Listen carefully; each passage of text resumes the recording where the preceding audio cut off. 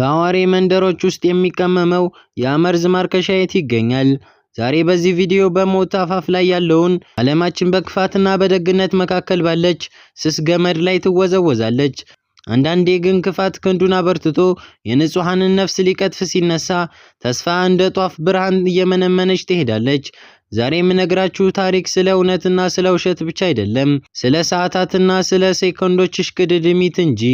በሞትና በሕይወት መካከል ሆኖ የሞት ቀጠሮ የተቆረጠለትን ወንድማችንን ብሩክን እንመለከታለን። ብሩክ የወጣትነት ወጉን በጠላት ደባ የጨለመበት ምስኪን ወጣት ነው። በዚያ የአዋሬው መርዝ ተብሎ በሚጠራው አደገኛ ቫይረስ ሰውነቱ እየታረሰ ይገኛል። ሐኪሞቹ በሳይንሳዊ መረጃቸው ተመርኩዘው ተስፋ እንደሌለውና ቀሪ የህይወቱ ዘመኑ ከ5 ቀናት እንደማይበልጥ ፍርድ ሰጥተውታል። በደሙ ስር ውስጥ የሚዘዋወረው መርዝ የነጭ የደም ሴሎቹን አጥፍቷል። መርዙ እስከ አእምሮው ድረስ ዘልቆ በመግባት መላ ሰውነቱን እየተቆጣጠረው ይገኛል። የብሩክ ህመም የስጋ ብቻ አይደለም፣ የነፍስም ጭምር ነው። ወንድሙን ዳንኤልን ባጣ በ40 ቀኑ ቤተሰቡ ገና በሐዘን ማቅ ውስጥ እንዳለ እሱ ደግሞ ሌላ የሞት ዜና ሊሆንባቸው ተቃርቧል። ብሩክ መቆም እንኳን አቅቶት ድምፁ እየተቆራረጠ ያለውን ተስፋ ሁሉ እንደተሟጠጠ ይሰማዋል። ነገር ግን በዚህ በመጨረሻ ሰዓቱ እንኳን ስለ ራሱ ህመም ከማውራት ይልቅ ያስቀየማቸውንና የበደላቸውን ሰዎች ካሉ ይቅርታን ይጠይቃል። ላሳዩት ፍቅር ምስጋናውን ያቀርባል። ልክ ብዬ ይቅር በሉኝ ማለት እፈልጋለሁኝ። ያስቀየምኳችሁ ነገር የበደልኳችሁ ነገር ካለ ሁላችሁንም እንደው ግን እስካሁንም ደግሞ የተከታተላችሁኝ አብራችሁኝ የነበራችሁ እንደው ከልብ አመሰግናለሁ። እግዚአብሔር ይስጣችሁ። ብሩክና ቤተሰብ ወደ ብቸኛው ተስፋቸው ወደ ፈጣሪ ፊታቸውን አዙረዋል። በጸበልና በጸሎት ውስጥ ሆኖ የፈጣሪን ተአምር እየተጠባበቁ ይገኛል። ነገር ግን ከጸሎቱ ጎን ለጎን ይህን መርዝ ያዘጋጁትና የረጩት አካላት ማንነት መጋለጥ አለበት። ይህ መርዝ አንዴ በደም ስር ውስጥ ከገባ በኋላ የትም ሊገኝ የማይችልና ማርከሻው የሚገኘው መርዙን ከቀመመ ሰው እጅ ብቻ እንደሆነ የሚነገርለት አደገኛ መርዝ ነው። ብሩክ በህይወት ለመቆየት ሰዓታትን እየቆጠረ ባለበት በዚህ ወቅት የመድኃኒቱ ማርከሻ አለኝ የሚለው ተግባሩ የተባለ ግለሰብ ግን ከቤቱ ጠፍቷል። ብሩክ የጀመረውን ይህንን ኬዝ ለማስቀጠልና የመርዙን ምንጭ ለማወቅ ልዑል ወደ ተግባሩ ቤት ሲያመራ እውነቱን ከውሸት የሚቀላቅልና ማንም ያልገመተው አስደንጋጭ ድራማ ይጠብቀው ነበር። ብሩክ ወደ ሞት እየሄደ እንደሆነ ቢናገርም የጀመረው ፍትህን የመፈለግ ጉዞ ግን በወንድሞቹ ትከሻ ላይ ወድቋል። አሁን ጥያቄው ብሩክ በ5 ቀን ውስጥ ይተርፋል ወይስ ክፋት የበላይነቱን ይይዛል? ልዑል የብሩክን ጉዳይ በኃላፊነት ተረክቦ እውነቱን ለማውጣት ወደዚህ ምስጢራዊ ቤት ዘልቆ ገብቷል። እዚያ ግን የሚያገኘው የተሰወረውን ተግባሩን ሳይሆን እንደ ምስኪን የቤት እመቤት ራሷን አቅርባ የምትጠብቀውን መቅደስን ነው። መቅደስ ገና ከመጀመሪያው ጀምሮ ራሷን ለመከላከልና ተጎጂ ለመምሰል ትሞክራለች። በ7 ዓመቷ ከክፍለ ሀገር መጣ ለዓመታት ጎዳና ላይ ወድቃ ከዚያም በሰው ቤት ተቀጥራ የኖረች እንደሆነች ትገልጻለች። ይህ ሁሉ መከራ አልፎባት ደግሞ እጁ መድኃኒት የተባለውን ተግባሩን በትዳር አግኝታ ሰላማዊ ህይወት እየመራች እንደነበር ትናገራለች። እሷ ጋር እየሄድኩኝ በላ ነበረ።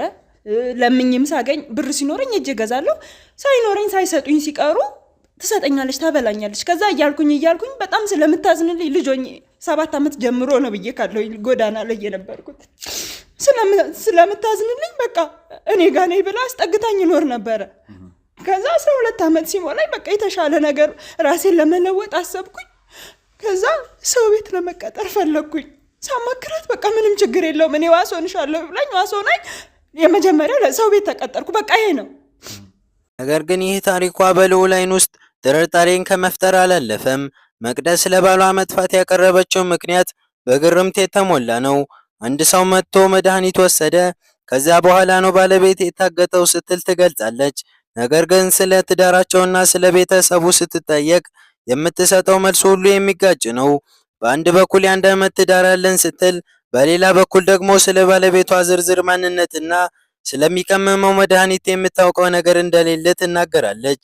ልዑል ግን በቀላሉ የሚታለል አልነበረም። መቅደስን ታሪክና አኗኗር ሲመረምር የሚታዩት ምልክቶች ሁሉ ከምትናገረው የድህነት ታሪክ ጋር አይገጥምም። የድሃ ልጅ ነኝ የምትለው ሴት አንገቷ ላይ ውድ ወርቅ አንጠልጥላና በቅንጦት ልብሶች ተውባ መታየቷ ከጀርባዋ ሌላ ኃይል እንዳለ አመላካች ነበር።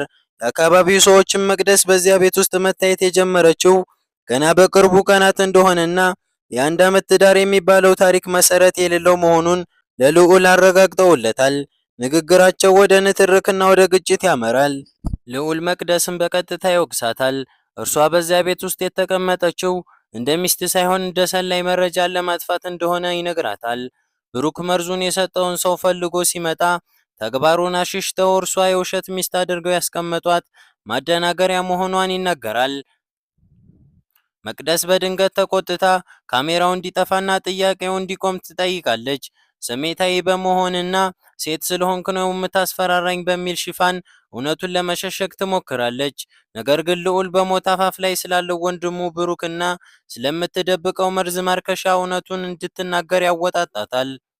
ልክ አሁን እኔ በጣም ግራ እየገባኝ ያለው ነገር ባለቤቴ ከመጥፋቱ ጋር መጀመሪያ ካነሳ ነው ሐሳብ ጋር ይሄ ምንም የሚገናኝ ነገር አይደለም። እየጠየቀኝ አይሽ እኔ ይሄን ነገር የጠየኩሽ ለምን ተቀለሽ? ከዚህ ቀደም ከብሩክ ጋር ያወራሽ ወሬ አለ። ስለዛም ነገር በደንብ ሰምቻለሁ። ብሩክ ባለቤትሽን ፈልጎት በመጣ ሰዓት ማለትም ተግባሩን ፈልጎት በመጣ ሰዓት የምን ነገርሽው ነገር ነበረ። አንድ ሰውዬ መጥቶ መድኃኒት ሰርቶለት መድኃኒት እንደሰጣቸውና ከዛ በኋላ ታግቶ እንደተወሰደ ነበር የተናገርሽ አይደል? ተናግሬያለሁ እኮ ሰውዬው በቀደም መጥቶ እንደዚሁ አዋከባችሁ ነው በቀደም የሚያመጣችሁኝ። የዛን ቀንም ተናግሬያለሁኝ ነበረ ሰውዬው። በቃ እሱ ፊት ነግሬዋለሁ ለጓደኛክም አይደለም እሱ ነው። እሱ መጥቶ መድኃኒት ከሰጠው በኋላ የዛኑ ቀን የጠፋው። በቃ አይቼው አላቅም። ደውሎልኝ ማያውቅም፣ ስልኩም አይሰራም። እርግጠኛ ነኝ ይኸውልሽ የሚሰራቸውን ነገሮች ታውቂያለሽ። ከማን ጋር ምን እየሰራ እንደሆነ ያማክርሻል። ምክንያቱም በሀሳብ እንድትደግፊው እንደዚህ ላደርግ ነበር ምን ይሻላል ብሎ ይነግርሻል። ምክንያቱም ስለምታማክሪው አይደል? ሁሉንም ነገር እኮ አላውቅም ማለት አይደለም። ሚስጥር ይደብቀኛል አይደለም፣ ሚስጥር መደበቅ አይደለም። እያንዳንዱ መጥቶ መድኃኒት በቀን ውስጥ 10-20 ሰው ሊመጣ ይችላል። እንዴ እሱን በምን አውቃለሁኝ እኔ? እንዳልኩ አልሽኮ ራስሽ አልሽኮ እሱ ያንን ብቻ እንዲሰማ ካትፈልግ አንተን ብቻ እንዲሰማ ጠየቀኝ አይደል? እስከ ማስረዳክ ድረስ ጠብቅ ያወሩ ነበረ። ከዛ መድኃኒቱን ሰጠው፣ ሌላ ሰው መጣ። ከዛ ያንን ሰው ከሸኘ በኋላ ነው መተው እንትን ብለው ይወሰዱ። ማለት እኔ ምንም እየገባኝ አይደለም። አላማክ በጣም ስሜታዊ እየሆንክ የምናገረው ነገር እያጣጣልክ ነው ያለ። እንዳስረዳክ ከፈለክ ማለት ምልክ ነገር ፍጹም ላለመረዳት ነው እያወራክ ያለው። አላማዬ የነበረው እንድታግዘኝ ነበር አይደል? እሱ ሰሚያለሽ። አሁን የገባኝ ነገር እሱ እንዳይገኝ አንተ የሆነ ሰው የላከክ ሰው ስለሆንክ ከዚህ ካሜራውን ማጥፋልኝ። ከዚህ በኋላ ተቃቀኝ በቃ እንዴ ከዚህ በላይ አልችልም። ቁጭ በይ አልፈሽ ይኸውልሽ፣ ሰሚያለሽ። እኔ እስካልፈቀድኩልሽ ድረስ ከዚህ ጋር መሄድ መብቴ ነው። መብትሽ አይደለም። እኔ እስካልፈቀድኩልሽ ድረስ የትማትገው መቅደስ ከዚህ አደገኛ መርዝ በስተጀርባ ካለው አውሬ ጋር ቀጥተኛ ግንኙነት እንዳላትና ተልዕኮዋም እውነቱን መቅበር እንደሆነ ልዑል ይደርስባታል። መቅደስ መሄድ እንደምትፈልግ በጮኸችበት ሰዓት ግን ማንም ያልጠበቀው ነገር ይከሰታል። የመርዙ ባለቤትና የባህል ሐኪም የተባለው ተግባሩ በልዑል ቁጥጥር ስር ውሎ ወደ ክፍሉ ገባ። የሁለቱም መገናኘት በመቅደስ ፊት ላይ ድንጋጤን ጥቁር ጥላ ሸፈነው። መቅደስ እስከ መጨረሻው ሰዓት ድረስ የውሸት ትዳሯን ለማዳን ብትታገልም በልዑል ክትትልና ምርመራ የተነሳ ተግባሩ ሚስጥሩን ከውስጡ ጠብቆ መቆየት አልቻለም። የፈሩትና የሸሸጉት እውነት አፈትልኮ ወጥቷል። ተግባሩ ሁሉንም ነገር ተናግሯል። ስለ መርዙ፣ ስለ ተልዕኳቸውና በመካከላቸው ስላለው የውሸት ግንኙነት። መቅደስ ተግባሩ ሁሉንም ነገር እንደተናዘዘ ስትረዳ የለበሰችውን ምስኪን ሚስት የመሰለችውን ጭንብል ወዲያው ተገፈፈ። ከዚህ ቀደም ስትጠቀምበት የነበረው የለሰለሰ ድምፅ ጠፍቶ በእውነተኛውና በሚያስፈራራው ማንነቷ ተተካ። ተግባሩ ሰልችቶኛል፣ ሁሉንም ነገር ነግሬያቸዋለሁ ብሎ ሲናገር፣ እርሷ ግን በቁጣና በዛቻ ትመለከተው ጀመር። ተግባሩን ብሽቅ ስትል እየሰደበች ሚስጥሩን በማውጣቱ የምትበቀለው መሆኑን በገሃድ ማስፈራራት ጀምራለች። ልዑል ለብሩክ መታመም ዋነኛዋ ተጠያቂ እርሷ እንደሆነችና ከአደገኛው አውሬ ጋር ያላት ጥብቅ ግንኙነት ለጥፋት እንደሆነ ደርሶበታል። መቅደስና ተግባሩ ባልና ሚስት ሳይሆኑ ብሩክ በዚያ ቤት የመርዙን ማርከሻ ፍለጋ በመጣበት ወቅት መረጃን ለማሸሽና እርሱን ለማጥፋት የተቀናጁ ተላላኪዎች መሆናቸውን በግልጽ ታወቀ። መቅደስ የውሸት ታሪኳን ለሕግ አካላት ጭምር በመናገር ፍትህን ለማሳት የሄደችበትን ርቀት ምን ያህል አደገኛ ሴረኛ መሆኗን ያሳያል። በመጨረሻም የሴራው ድር ተበጣጠሰ። ምን አድርጊ የምትለኝ? ኧረ ከዚህ በላይ ምን አድርጊ ነው? ምን እንደምታደርጊ አሳይሻለሁ። ወስጄ ደህና አድርጌ እረግጥሻለሁ። በእናንተ የመጣ ነው ልጅ ወንድሜን ስቃይ ውስጥ የከተታችሁት። የወንድሜ ቤተሰቦች በአሁን ሰዓት ላይ ወንድሜ ህይወቱ ሳያልፍ ማለት ነው ጥቁር በጥቁር ለብሶ ሀዘን ተቀምጧል። በእናንተ ቆሻሻ ስራ ይመጣ። እኔ ምን አደረግኩኝ? ዝም በይ። ያደረግሽውን በደንብ ታውቂያለሽ። አስገቡልኝ፣ ይመጣል። ከሱ ጋር ስትገናኝ ምትናዘዥን ትናዘዣለሽ። ማን የሚገባው? አስገቡት። ምን እያለክ ነው? አታስመስይ። ይበቃል። በቃ የውሸትሽ ይበቃል። በቃ ምንድነው ውሸት? ሁሉንም ነገር በቃ ነግሬያቸዋለሁ። በቃኝ፣ ሰልችቶኛል። የማስመሰል ውሸት በቃኝ፣ ሰልችቶኛል። ምንድነው የነገርካቸው? የነገረን ምንድነው የነገርካቸው? ሁሉንም ነገር ነግሬያቸዋለሁ። ሁሉንም ነገር ነግሬያቸዋለሁ። ሁሉም ነገር ምንድነው? ስላንቺም ሆነ ስለ እያንዳንዳችሁ ነገር ስለ እያንዳንዱ ነገር ምንድነው ያወራኸው አንተ? አንተ ብሽቅ ምንድነው ያወራኸው? ሁሉንም ስነ ስርዓት ነሽ።